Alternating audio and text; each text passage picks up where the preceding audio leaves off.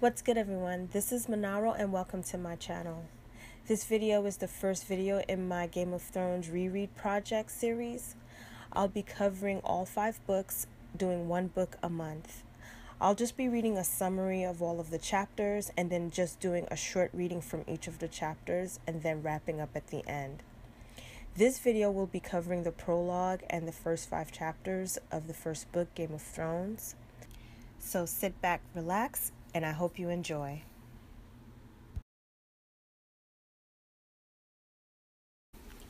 Night's Watch Rangers Garrett and Will and their commander Sir Waymar Royce are tracking a band of wildling raiders in the haunted forest 9 days north of the Wall. Garrett is uneasy, but Waymar makes light of his fears. Garrett insists that they should turn back because, according to Will, the wildlings are dead. Waymar asks Will again for the details of what he saw. Will explains that he saw the wildlings' encampment. Their lean-to was covered by snow, they had no fire, and none of the wildlings moved the entire time he was watching.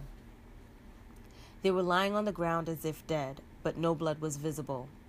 There was also a woman up in a tree, but she didn't move either. Garrett suggests that the wildling must have been killed by the cold, but Waymar points out that the weather has not been cold enough to freeze men like that. He asks Will to lead them to the dead men. With night falling, the Rangers ride to the camp. But Will and Garrett sense something is wrong. But Waymar mocks them again and commands Garrett to stay behind to guard the horses. Garrett suggests starting a fire, but Waymar sardonically orders him not to. Will fears that Waymar's insolence will provoke Garrett into drawing his sword, but Garrett eventually acquiesces and no fire is lit.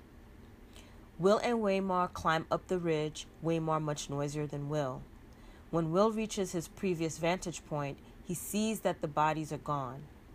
Waymar, walking upright, reaches the top of the ridge and stands in plain sight.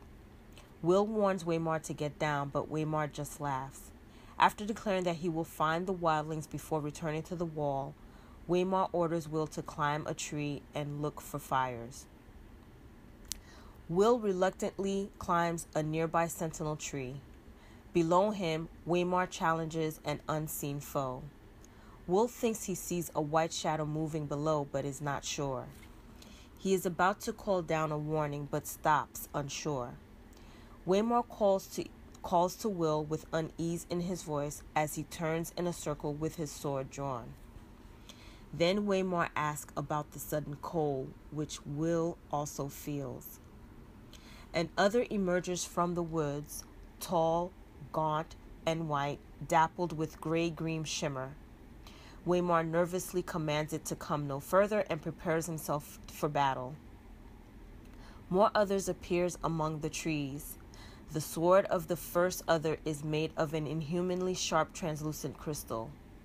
Waymar is able to check the oncoming blows until his parry comes a bit too late, and the other's sword cuts through the mail under Waymar's arm. Waymar screams, "For Robert!" and charges, but as his blade strikes the other's sword, it shatters. One of the shards hits Waymar's left eye, and he falls to his knees blinded. All of the others move in and slash at him mercilessly. Will turns his head away for a long time before looking back to see that the others are gone. Will climbs down, examines Royce's body, then picks up the knight's twisted and broken sword. He decides to bring it back to show to their commanders, hoping Garrett is still with the horses. Then Waymar stands up, his remaining eye burning blue. His hands go around Will's throat, and his touch is icy cold. A shadow emerged from the dark of the wood. It stood in front of Royce. Tall it was, and gaunt, and hard as old bones, with flesh pale as milk. Its armor seemed to change color as it moved. Here it was, white as new fallen snow. There, black as shadow. Everywhere dappled with the deep gray-green of the trees. The patterns ran like moonlight on water with every step it took.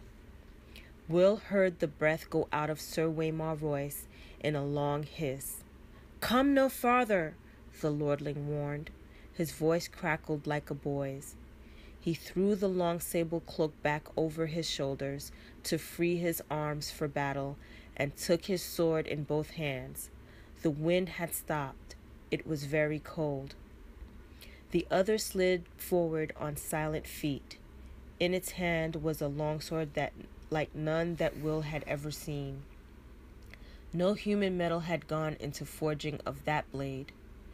It was alive with moonlight, translucent, a shard of crystal so thin that it seemed almost to vanish when seen edged on.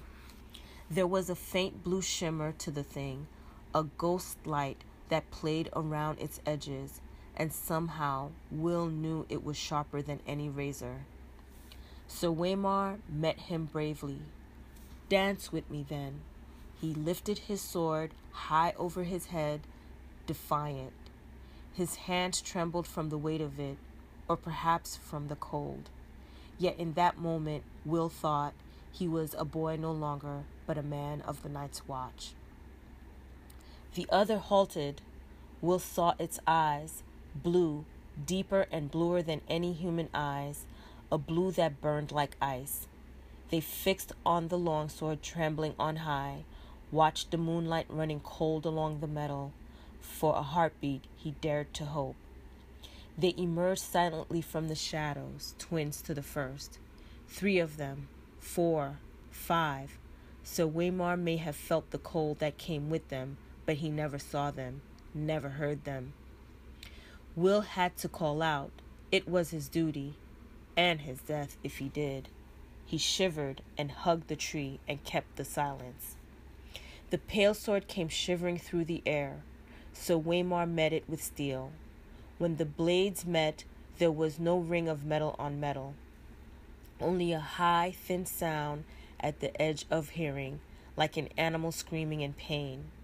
Royce checked a second blow, and a third, then fell back a step.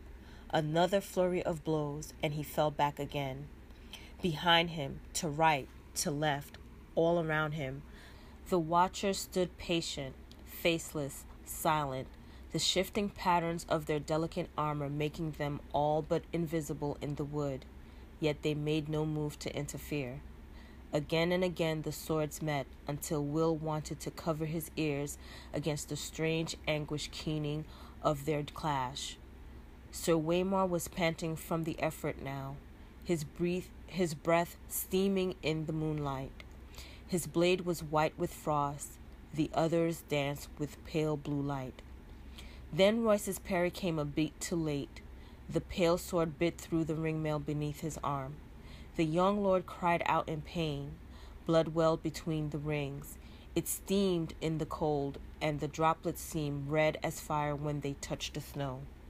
So Waymar's fingers brushed his side. His moleskin glove came away soaked with red. The others said something in a language that Will did not know. His voice was like the cracking of ice on a winter lake, and the words were mocking. Sir Waymar Royce found his fury. "For Robert!" he shouted, and he came up snarling, lifting the frost-covered longsword with both hands and swinging it around in a flat sidearm slash with all his weight behind it. The other's parry was almost lazy. When the blades touched, the steel shattered. A scream echoed through the forest night, and the longsword shivered into 100 brittle pieces, the shards scattering like a rain of needles. Royce went to his knees, shrieking, and covered his eyes. Blood welled between his fingers. The watchers moved forward together, as if some signal had been given. Swords rose and fell, all in a deathly silence. It was cold butchery. The pale blade sliced through ringmail as if it were silk. Will closed his eyes. Far beneath him, he heard their voices and laughter sharp as icicles. When he found the courage to look again, a long time had passed, and the ridge below was empty. He stayed in the tree, scarce daring to breathe, while the moon crept slowly across the black sky. Finally, his muscles cramping and his fingers numb with cold, he climbed down. Royce's body lay face down in the snow, one arm outflung. The thick sable cloak had been slashed in a dozen places. Lying dead like that, you saw how young he was, a boy. He found what was left of the sword a few feet away. The end splintered and twisted like a tree struck by lightning. Will knelt, looking around warily, and snatched it up. The broken sword would be his proof. Garrett would know what to make of it, and if not him, then surely that old bear Mormont or Maester Aemon. Would Garrett still be waiting with the horses? He had to hurry. Will rose. Sir Waymar Royce stood over him. His fine clothes were a tatter, his face a ruin. A shard from his sword transfixed the blind white pupil of his left eye. The right eye was open, the pupil burned blue. It saw. The broken sword fell from nerveless fingers. Will closed his eyes to pray. Long, elegant hands brushed his cheeks, then tightened around his throat. They were gloved in the finest moleskin and sticky with blood, yet the touch was icy cold. It is the 9th year of summer. 7-year-old Bran Stark is traveling with a party of 20 men, including his father, Lord Eddard Stark, to see the king's justice done. This is the first time that he is allowed to join. Bran's older brother, Robb, thinks the man to be executed must be a wildling sworn to Mance Rayder, the king beyond the wall, which makes Bran think of the tales old Nan has told him about wildlings. The offender turns out to be an old man dressed in the ragged blacks of the Night's Watch, who has lost his ears and a finger to frostbite. Lord Eddard questions the man briefly. Then 2 guardsmen drag the man to the stump of a tree, and Theon Greyjoy, Eddard's ward, brings Eddard his Valyrian steel sword, Ice. Eddard pronounces the sentence, desertion of the Night's Watch is punished by death, and raises the blade.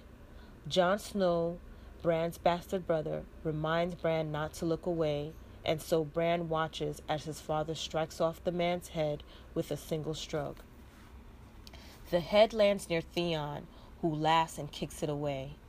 Jon calls Theon an ass under his breath and compliments Bran on his poise during the execution. On the way back to Winterfell, Robb and Jon argue about whether or not the deserter died bravely before racing their horses to the bridge, leaving Bran and his pony behind. Eddard rides up and asks if Bran knows why he executed the man himself. Bran replies that the man was a wildling. Eddard corrects that the man was a deserter, then explains that the first men, of whom the Starks are descendants, believe that the man who passes the sentence should perform the execution himself, lest he become too comfortable with ordering death. The Starks still hold to that principle.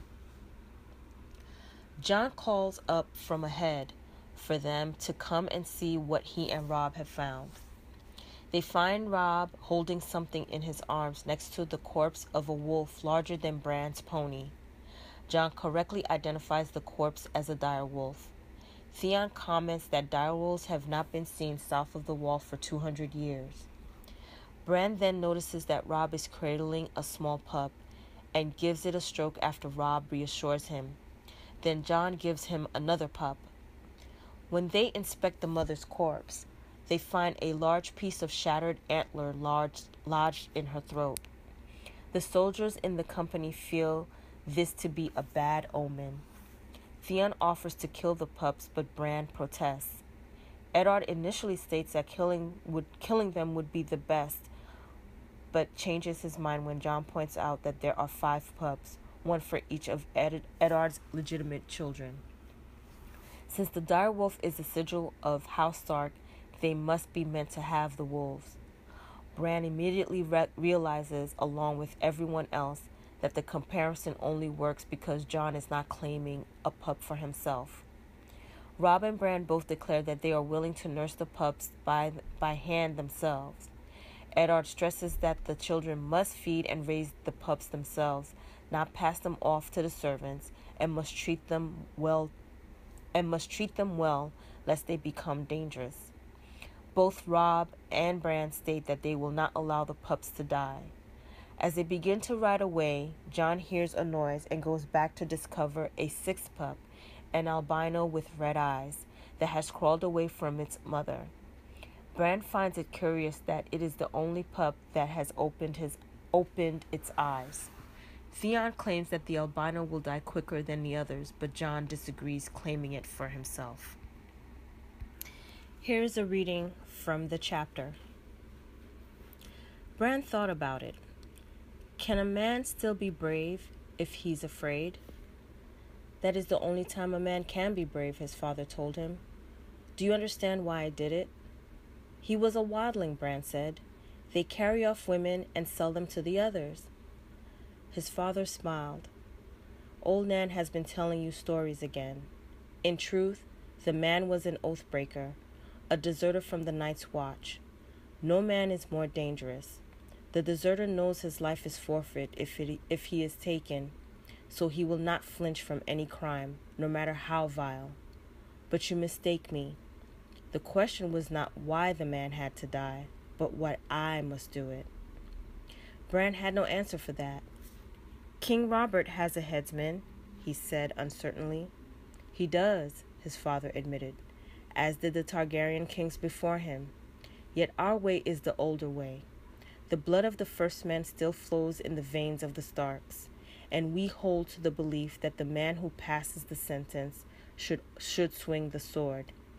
If you would take a man's life, you owe it to him to look into his eyes and hear his final words.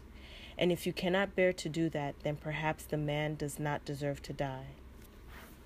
One day, Bran, you will be Robb's bannerman, holding a keep of your own for your brother and your king, and justice will fall to you.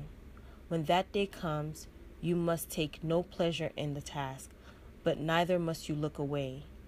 A ruler who hides behind paid executioner soon forgets what death is.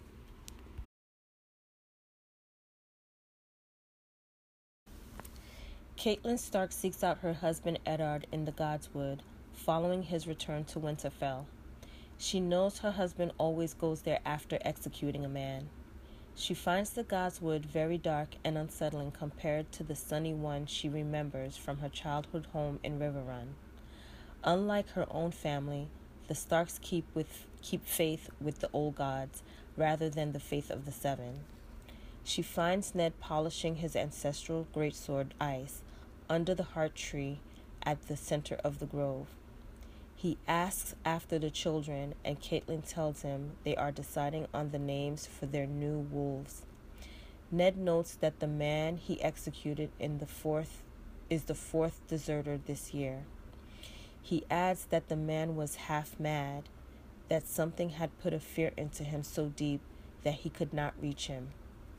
The Night's Watch is dwindling down to less than 1,000 men, not just from desertions, but from ranging casualties. One day Ned may have to call his banners to fight Mance Rayder himself. Catelyn warns him that there are darker things beyond the wall. Ned replies that the others have been dead for 8,000 years, and that Maester Luwin claims they never existed at all. Catelyn replies that nobody had seen direwolves until today.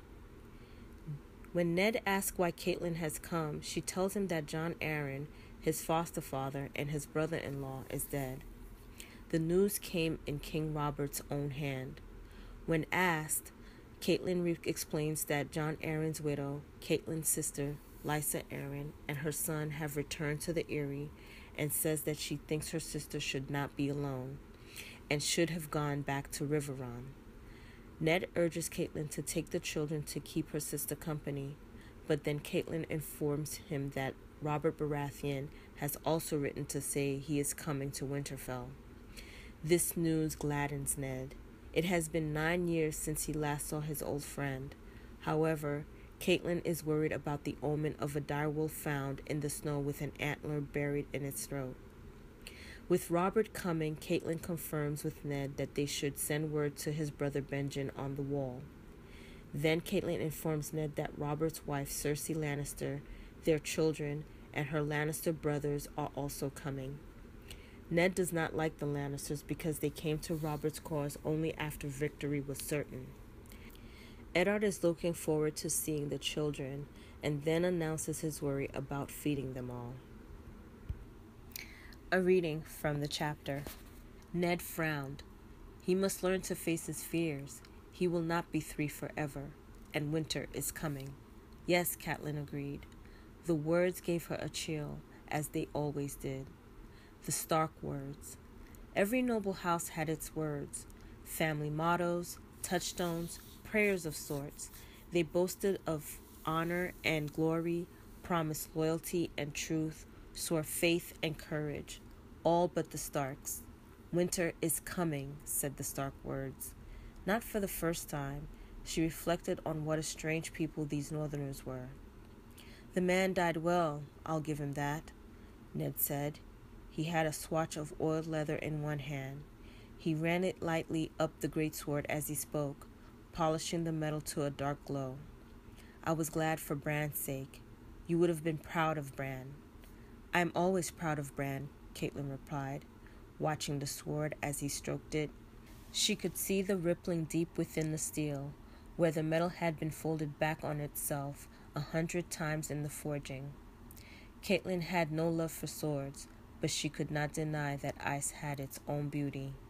It had been forged in Valyria before the doom had come to the old freehold, when the ironsmith had worked their metal with spells as well as hammers. 400 years old it was, and as sharp as the day it was forged. The name it bore was older still, a legacy from the age of heroes when the Starks were kings in the north.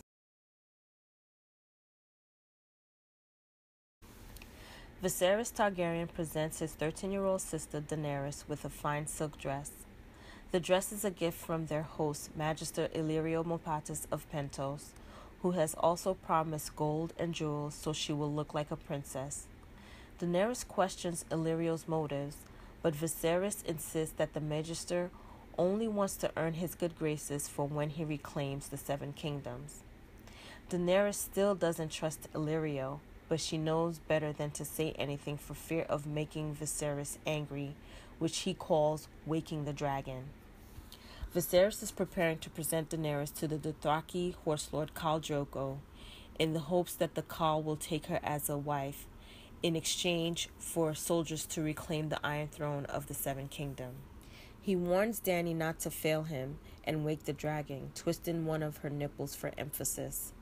Viserys adds that when they write the history of his reign, they will say it began this night. After Viserys leaves, Daenerys thinks of Westeros, a place she has never seen. She recalls the stories of her brother Crown Prince Rhaegar's death at the hand of Robert Baratheon, her father King Aerys II Targaryen, murderer the Kingslayer, and her mother and her brothers' escape to Dragonstone, where her mother died giving birth to her. Daenerys also recalls how she and her brother fled Dragonstone with Sir Willem Darry and 4 loyal men who took them to Braavos. There they lived in a big house with a red door, and Sir Willem was always kind to her. But when Sir Willem died, the servants stole what money was left and put them out of the house. Since then, they have wandered with Viserys, keeping them moving in fear of the usurper's assassins. Near the end of her reverie, Dany reflects on how Viserys, now known as the Beggar King, behind his back, has become obsessed with recovering his throne, while she only wants her childhood back. Illyrio's servants come to bathe Daenerys and prepare her for her meeting with Khal Drogo. She is intended to marry Drogo, though she has always assumed that she would marry her brother like the Targaryens always have. The servants tell her how lucky she is to marry a man so rich that even his slaves wear golden collars. Once she is properly dressed, her brother returns with Magister Illyrio. Viserys commands her to stand up and turn around. Illyrio showers Daenerys with compliments while Viserys complains she is too skinny and too young. Illyrio reassures him that she is old enough for the Khal and comments on her silver gold hair and purple eyes, the hallmarks of old Valyrian nobility. When Viserys states that the barbarians are said to have queer tastes such as boys and sheep, Illyrio warns him not to say these things to Khal Drogo, creating a flare of anger in Viserys' eyes. The three of them journey in Illyrio's litter to Khal Drogo's manse in the pitch dark. Viserys states that 10,000 Dothraki screamers will be enough to overthrow the usurper when combined with those that are just waiting for his return.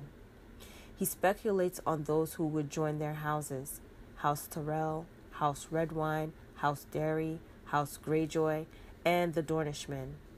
Illyrio assures Viserys that the Seven Kingdoms secretly await his return, though Daenerys doubts him. Illyrio says that the Horse Lord's mansion was a gift from the Magisters of Pentos to help win Drogo's friendship. They arrive at the mansion and are announced as King Viserys III and Princess Daenerys.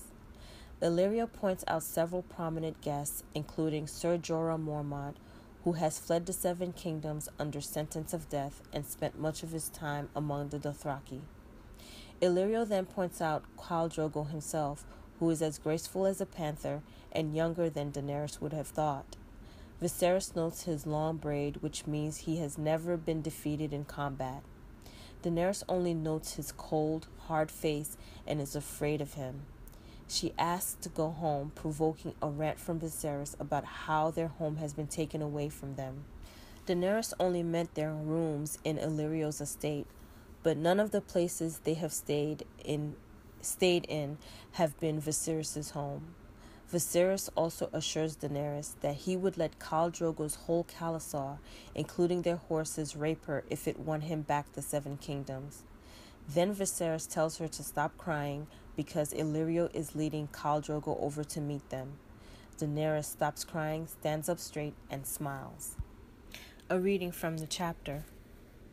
She remembered Sir Willem dimly, a great bear of a man, half-blind, roaring and bellowing orders from his sickbed. The servants had lived in terror of him, but he had always been kind to Dany. He called her little princess and sometimes my lady, and his hands were soft as old leather. He never left his sickbed, though, and the smell of sickness clung to him day and night, a hot, moist, sickly, sweet odor. That was when they lived in Braavos, in the big house with the red door. Dany had her own room there, with a lemon tree outside her window. After Sir Willem died, the servants had stolen what little money they had left, and soon after, they had been put out of the big house. Dany had cried when the red door closed behind them forever. They had wandered since then, from Braavos to Myr, from Myr to Tyrosh, and on to Qohor and Volantis and Lys, never staying long in any one place. Her brother would not allow it. The usurper's hired knives were close behind them, he insisted, though Dany had never seen one. At first the magisters and archons and the merchant princes were pleased to welcome the last Targaryens to their homes and tables, but as the years passed and the usurper continued to sit upon the Iron Throne, doors closed and their lives grew meaner.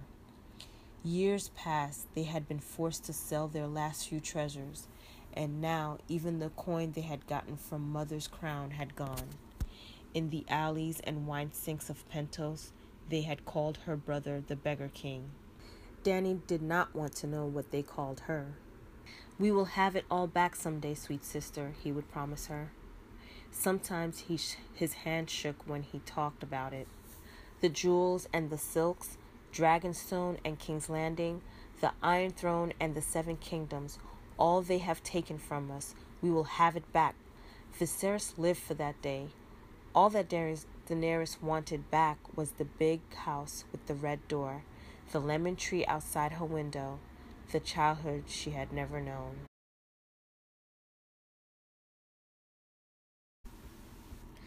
The King's party, 300 strong, rides into Winterfell.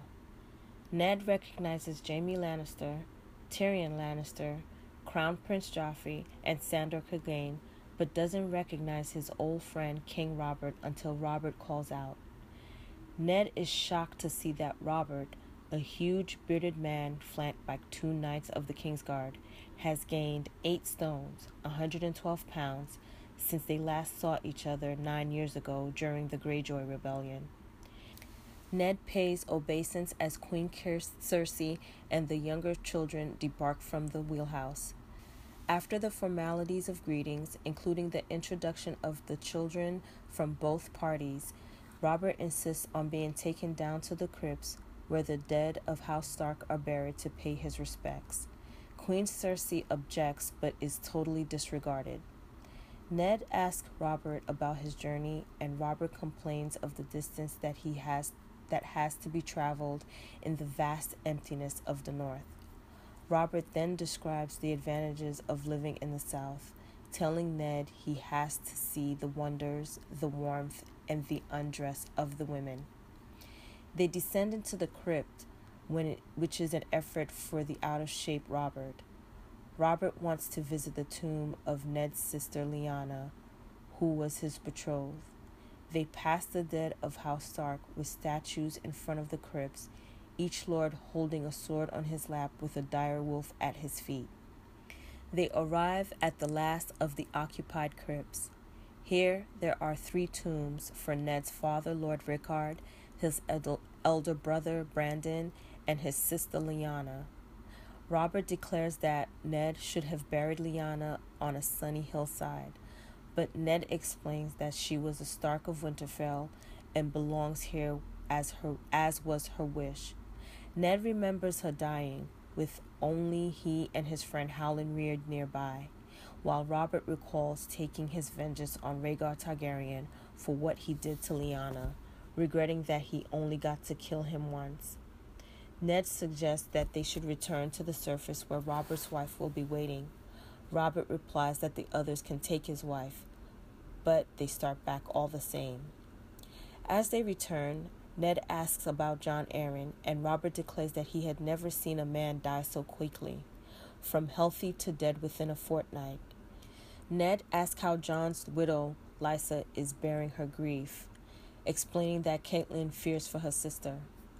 Robert confides that he thinks Jon's death has driven Lysa mad, and that she has taken her son back to the Eyrie. Robert had hoped to foster the sickly boy with Tywin Lannister, but Lysa refused to hear of it and left in the dead of night. Cersei was furious. Ned, who does not trust Tywin, is relieved. Ned asks to foster Robert Arryn himself, but Tywin has already agreed, and Ned taking him as a ward would be an insult to Tywin. Ned comments that Robert should visit the Wall, but Robert responds that he has more important concerns, such as replacing Lord Arryn, who held several important positions such as Warden of the East. Ned reminds Robert that the title traditionally goes with the domain of House Arryn, but Robert declares that he will not appoint 6-year-old Robert Arryn as Warden of the East. Ned reminds Robert that during times of peace, the title is only an honor. The king is not pleased. The son is not the father, though maybe when the boy is grown, the title will be given back. Robert mentions that he also needs a new hand of the king and offers the position to Ned so they can work together again. Then Robert tells Ned how the responsibilities bore him and complains that he is surrounded by flatterers and fools. He insists that he wants Ned to come south to King's Landing to be Hand of the King, the second most important man in the kingdom. Ned does not want the position and tries to declare himself unworthy of the honor.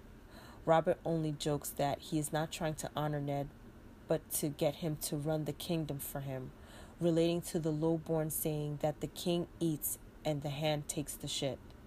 Robert asks for at least a smile, but Ned replies that it is said to be so cold in the north that a man's laughter freezes in his throat and chokes him to death. King Robert also offers to marry his son, the Crown Prince Joffrey, to Ned's 11-year-old daughter Sansa Stark, to join the houses of Stark and Baratheon, as he and Lyanna were supposed to.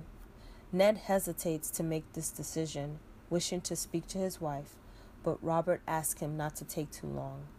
Ned is filled with a sense of foreboding, knowing that Winterfell is where he belongs, and that winter is coming. A reading from the chapter.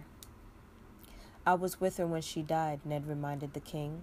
She wanted to come home, to rest beside Brandon and father. He could hear her still at times. Promise me, she had cried, in a room that smelled of blood and roses. Promise me, Ned.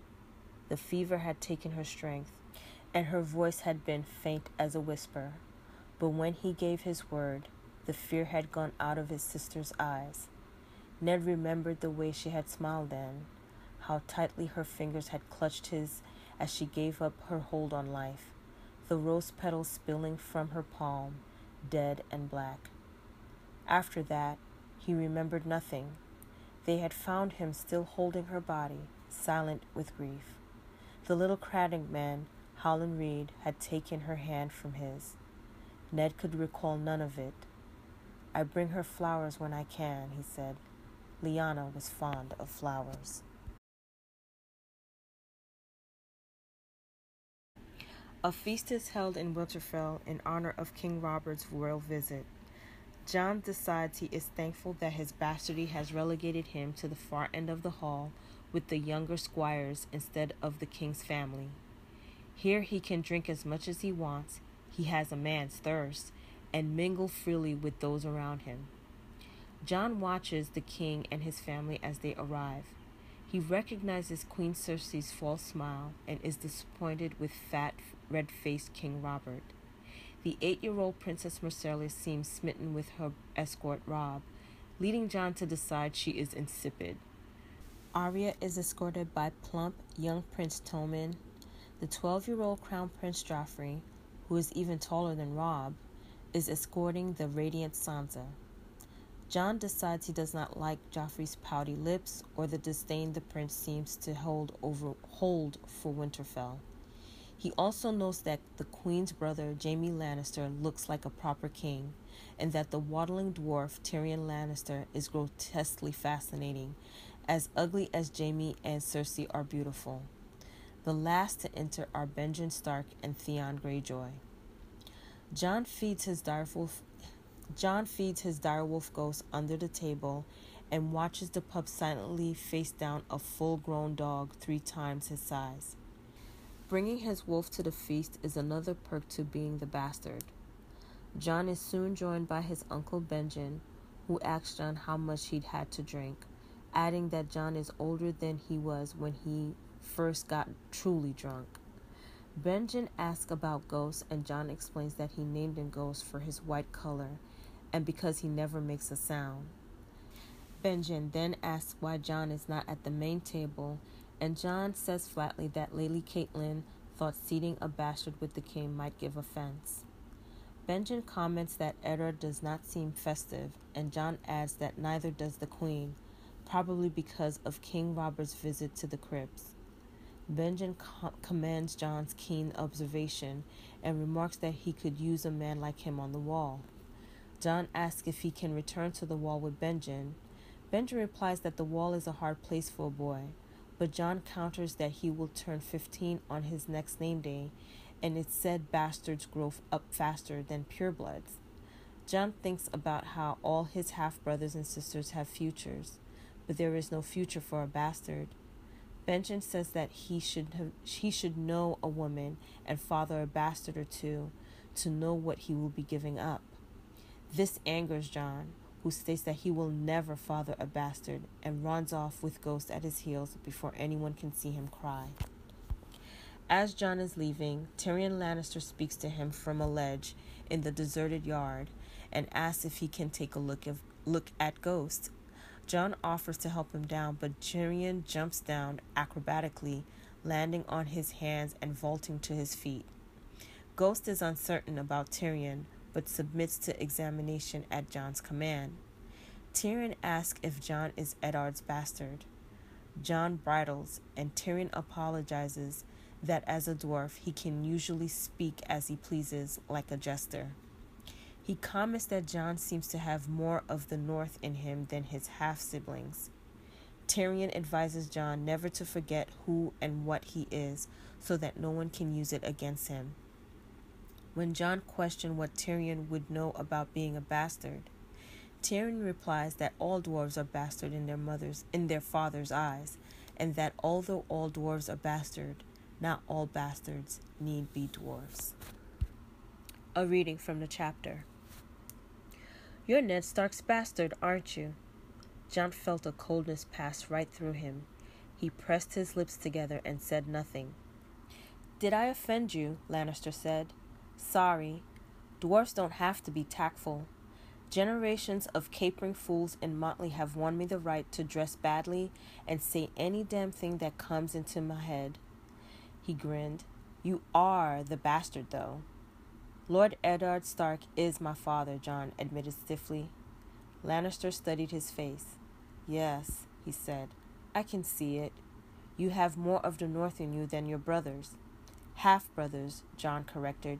He was pleased by the dwarf's comment, but he tried not to let it show. Let me give you some counsel, bastard, Lannister said. Never forget what you are, for surely the world will not. Make it your strength, then it can never be your weakness. Armor yourself in it, and it will never be used to hurt you. Jon was in no mood for anyone's counsel. What do you know about being a bastard? All dwarves are bastard in their father's eyes. You are your mother's true-born son of Lannister. Am I? The dwarf replied, sardonic. Do tell my lord father. My mother died birthing me, and he's never been sure. I don't even know who my mother was, Jon said. Some woman, no doubt. Most of them are. He favored Jon with a rueful grin. Remember this, boy. All dwarves may be bastard, yet not all bastards need be dwarves. And with that, he turned and sauntered back into the feast, whistling a tune. When he opened the door, the light from within threw his shadow clear across the yard, and for a moment Tyrion Lannister stood tall as a king. Well, that's it, everyone. Thank you so much for stopping by and watching my video. I hope you enjoyed it. If you have any questions, please leave them down in the comments below. I will be doing a Q&A at the end of the month for the entire book, so please leave your questions down below so that I can compile them if you want them answered. Again, thank you so much for stopping by. Please give it a thumbs up if you liked it, and please subscribe to come back for more. Thanks again. Bye.